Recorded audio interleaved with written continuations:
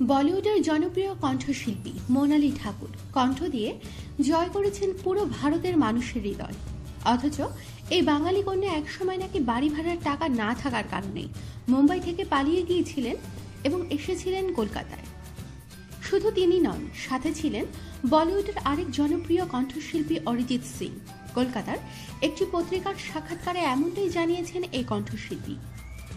মোনালি এক প্রশ্নের জবাবে বলেন, এখন অরিজিৎ আর আমি মুম্বাইয়ে একই অ্যাপার্টমেন্টে থাকি, কিন্তু এখন আমরা নিজেদের জগৎ নিয়ে ব্যস্ত। অথচ আমি আর ও মুম্বাই থেকে পালিয়ে কলকাতায় চলে এসেছিলাম।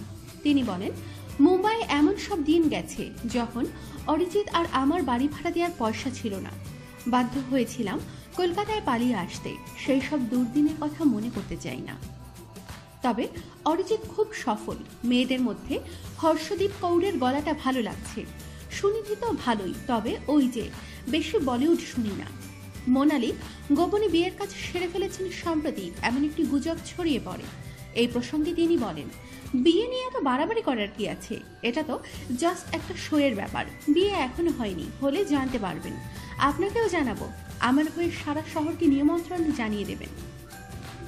আমাদের সাথেই থাকুন আর সাবস্ক্রাইব করবেন।